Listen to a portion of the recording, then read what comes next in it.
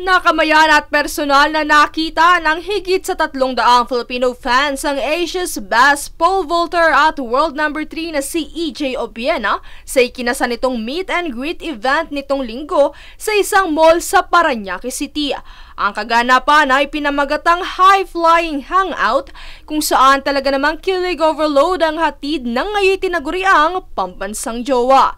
Bukod sa Olympian vaulter ay dumalo rin sa kaganapan ang elite athletes na sina 2-time SEA Games gold medalist karateka Jamie Lim, captain ng football team sa World Cup qualifying na si Hailey Long at 5-time MVP volleyball star Alyssa Valdez kung saan ibinahagi nila ang kanilang experiences sa kanilang sport discipline sa naganap na forum.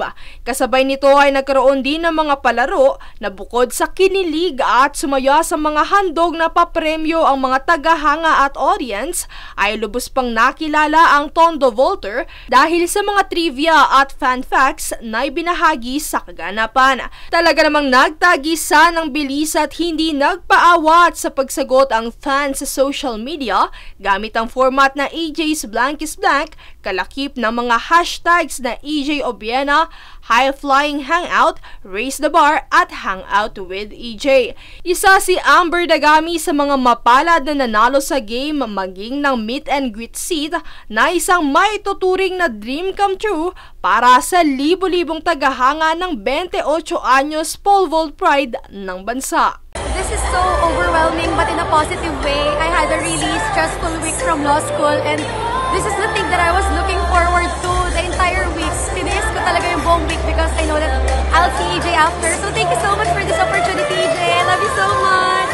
Bagamat hindi makakailang nadismaya ang pambansang atleta sa natamong back injury na siyang humadlang sa pagtapos sa kanyang 2024 pole vault season campaign, ay napagtanto niyang isa lamang ang mga may hirap na desisyon at kaganapang ito sa nagpapatatag at nagpapahusay sa kaniyang piling larangan.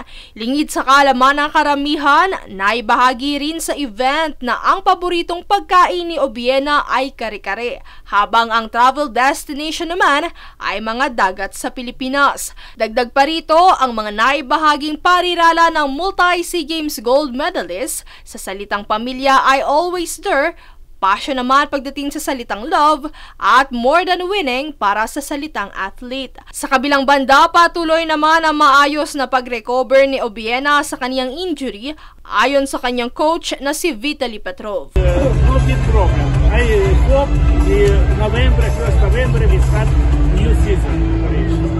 Kaugnay nito ay naibahagi rin ni EJ ang ilang mga preparasyon bago sumabak sa kompetisyon. We always do a shakeout like 24 hours before, but of course it's not like a religion. It's more something that, you know, what makes me perform. I try to stray away from habits and parang nakasanayan kasi I mean every competition is different and you want to perform, you know, your best in any conditions. Sa pagtatapos, lubos na nagpasalamat ang pole vault pride ng Asia sa mainit na pagtanggap, patuloy na pagmamahal at suporta ng mga Pilipino at kanyang mga tagahanga.